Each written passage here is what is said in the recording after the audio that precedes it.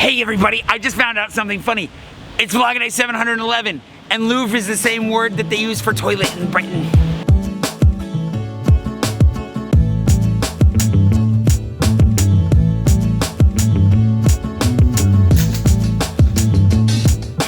Morning. It's Wednesday, which means it's flying back to France day, but to start, Martha and Rose made breakfast nachos for me, so I gotta wear this shirt again for at least the first hour of the day, and then travel day.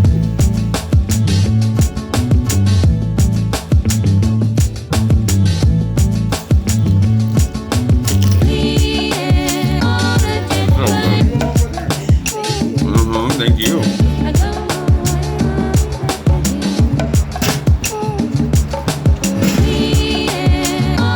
Nachos were delicious. I've had to change back out of my nacho clothing though because, you know, clean shirt for a long travel day. I figured that since today I'm going to be spending the whole day on an airplane, we're actually going to leave in really soon for the airport. I just sit down and talk a little bit about VidCon for a minute and share my thoughts. There's a handful of things that came out of VidCon for me. A lot of the panels were really, really good. The industry track was amazing. I wonder if I should I'm going to get my microphone. See if this helps. Better? Hope that's better. There's less protection from the freeway up here. Also made the mistake of getting a pink Starburst while I was downstairs, so now I kind of need to finish this first. So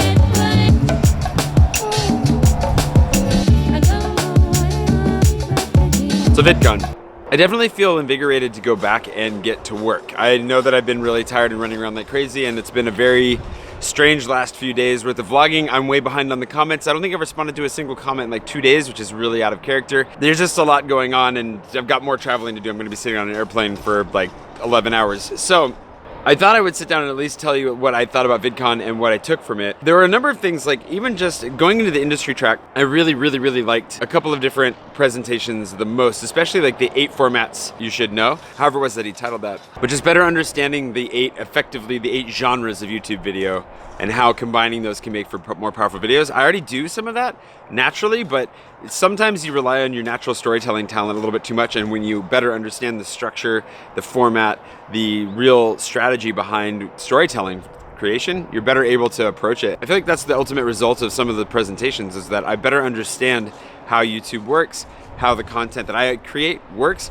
and how I can better improve it, how I can do a better job of it moving forward. And so there were a number of different things like that that were really beneficial. Obviously the FTC regulations stuff was kind of a fun thing to harp on, but it's something to be aware of. I don't know, it's one of those things that I feel like will enable me to be even more transparent about whatever happens in the future. I always want to, if there's ever any instance where I'm being sponsored or given free stuff or whatever, I want to be 100% honest and transparent about that. And so I think that was kind of, I got some fun ideas of how to do that. But the main thing that I really took from VidCon was a sense of being on the right path. It's funny because a lot of people will tell me, including VidCon staff that are in it too, like Rodney when he saw me, that like, wow, like things are really growing. Like when I first met Rodney 2 years ago, I had maybe 700 subscribers, and now I have over 10,000. I mean, just in the last few days since running over 10,000, I've almost got another 700 subscribers. So it's pretty crazy to see how things are growing really quickly when you put it into historical context. But for me, being in it every day, it's really easy to lose sight of that and to feel like things aren't moving very quickly. To even feel a little bit discouraged sometimes by how slow it can feel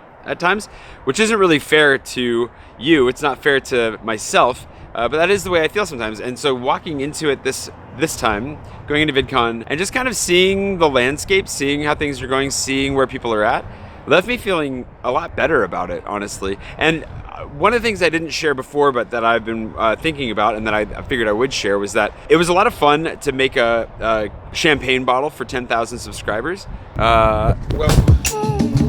Wind. This mic is not wind friendly, I think. I'll just hold this a little bit. I hope this doesn't look weird. Let me go back a step. One of the things that was really impressed upon me in meeting a bunch of different people, seeing different opportunities that were out there, looking at the collab side of things, looking at like actually talking to some people about making content for them or some sponsorship opportunities, the more I realized like I don't want this. Like I don't want to do what other people are doing. I don't want to pursue YouTube the way other people pursue YouTube. I'm really happy with the way that things are going, like the path that I'm on. There are ways that I can improve it. There are definitely ways that I can change and grow what I'm doing, make refinements, alterations, and I'm really looking forward to implementing those changes. And don't worry, they're going to be small changes. You may not even notice them yourself, like overtly, but I'm definitely going to try and make some small structural changes to certain segments. And there are things I want to grow with and implement and continue to improve over the course of the coming months. But I'm really happy with where things are going, and especially because of Patreon. And there are other elements that are obviously impacting what I'm doing, but I'm not fighting for a part of the sponsorship pie. I'm not looking to get paid to make content for other people. I'm open to those opportunities. I'm not saying that I'm going to turn them all down just out of hand, but I'm actually very fortunate because the way things are going and how I'm increasingly independent, I'm not feeling that crunch, that need, that desperation to actually just to make money. I'm not like rolling in it, but I'm also feeling fairly free off the money that I'm making off the work I'm doing back in Paris and this. It was affirming that I'm doing what I want to be doing and I don't need to divert course. Like I don't want to be doing these other things, even if they're going to pay me or even if they offer somewhat cool opportunities. Like if they're not what I want to do, then I don't have to do it. I'm happy to continue making this. I'm happy to continue growing this at the pace that we're growing at. The way things are going, it's good. And we talked about this briefly, but I got to meet Jack Conte, who's I don't know what exactly his title is, but CEO, creator, and founder of Patreon. And just all I wanted from that was the opportunity to shake his hand and to thank him in person, because Patreon as a platform has enabled you as a viewer to be a part of what I'm doing directly and to change my life. It's what's given me this level of freedom to say, you know what? I actually think I might be able to sleep. I'm not going to overwork myself. I'm not going to go take this other random side job. I'm not going to do bike tours. I'm not going to teach English as much. I'm not going to whatever. I'm going to actually take a little bit more time to put into the quality of my vlog and to sleep. My dad was calling me out because he was like, I can tell there's a reduction in the quality of your vlog when you're not sleeping, and you haven't been sleeping lately on the trip, and the vlog is suffering. And he's right. Like the last few days, there's been some stress in my life. There's been some heartbreak in my life. It hasn't been a fun week in a lot of ways, but it has been a good week in a lot of ways and really worth it. This trip has turned out to be really, really worth it in ways that I didn't expect. It's so cool that if you've been watching for a long time, and welcome to those of you who are new. I haven't even done a welcome video for all the new people that have joined recently, so I'll try to do that here soon. But one of the cool things about all of these changes is that as I've been able to kind of release some of those side jobs, all the different like side hustles that I've been doing, the web development stuff I was doing, English teaching is winding down. I'm not on a bicycle 8 hours a day doing tours. There are all these things that I'm able to just kind of let go. They're good things. They're not things that I didn't like doing or that, but in doing that, I'm not only able to spend a little bit more time on the vlog, but I'm able to rest some. And when I was starting to rest, I was starting to feel healthier again. And I was starting to feel better able to do what I wanted to do, which is write and vlog. And it's just so encouraging. So coming out of VidCon, I felt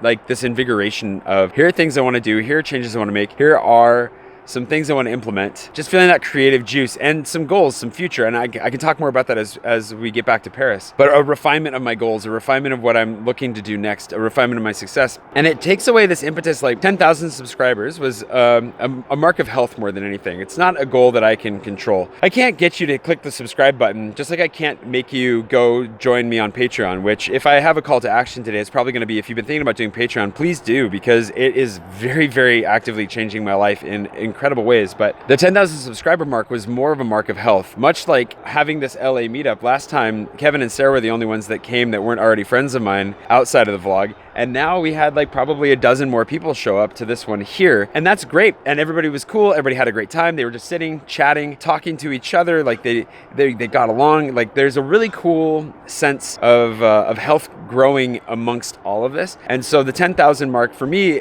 is more of an indicator that things are moving in a good direction and that we're growing on a timeline that indicates that things are healthy. But it's not the ultimate, it's not the end all be all. Like I'm not concerned about my subscriber count at the end of the day. I'm not all about growing my subscription base. That is important, and I want it to keep growing. I want to do what I can to keep it growing. But I'm more interested in maintaining health. I'm more interested in maintaining quality of the vlog, of my communication with you, of the interaction that we have. That this can continue to grow at the pace it's growing, at a slower pace, whatever. Hopefully, I mean, if it's healthy, it'll continue to accelerate. But I'm not so concerned about the subscriber count. I think it's exciting. It's fun. It's a fun number that we can all use, that we can all reference and be like, oh man, it's moving, it's growing, it's really cool. So I don't want to take away from that. But I want to communicate that, I don't know, at the end of the day, I'm not here just trying to rapidly grow my subscriber base as fast as I can. I'm here for the long, slow growth. And that's one of the things Olin Rogers actually said in his panel that I saw on merch. They were like, there's so many people that are here that are just in for the cash grab. Like they're just merch, just trying to sell it. They're going to be a flash in the pan. They're going to be gone. And what you need to do, he was speaking to the creators in the room, what you need to do is just be in it for the long haul. Just do it because you love it. Continue to build things slowly. Everything had grown slowly for him over 8 years. And I was like, yeah, honestly, we're at a place where I feel pretty comfortable. Like, I feel very comfortable with that prospect of let's just keep it going at this pace for the next 8 years. It'll be amazing. And I can't wait to see what comes from it. Really, really excited. So looking forward to whatever comes next. I'm looking forward to sharing more of my thoughts about where I want to go next, what changes I'm going to try and implement behind the scenes, and how I think we can best grow next and just take some good steps. So I gotta go. We're gonna jump on an airplane. Like, we're literally about to get in the car, drive to LAX. I'm gonna try and edit this really quickly and upload it so that it uploads on time. And then I'll be sitting on an airplane for the next 11 hours of my life, 12 hours with taxiing and everything else. And then we'll be back in Paris. So if you missed Paris, don't worry, we're about to leave sunny Southern California with all these palm trees and delightful red roofs. And we'll be back in the City of Lights in less than 24 hours. I'm ready to, it'll be good. I'm looking forward to going home. So I will see you bright and early tomorrow morning from Paris. Cannot wait to share all of this with you. I'll see you bright and early tomorrow morning from Paris. And of course, thank you so much to my patrons. Like, the people that came out, the majority of them were patrons. The meetup this weekend. And for those of you who are thinking about it, it really makes a huge difference. It makes a qualitative difference, not only to my life, but then to the vlog, and it all feeds back in. And I really, really, really deeply appreciate those of you that have jumped in on that. And if you're thinking about doing it, you can ask my patrons in the comments below whether or not you should, but I think that they'd probably advocate for you joining as well. So really appreciate that. I will see you, like I said, bright and early tomorrow morning. And yeah, time to fly.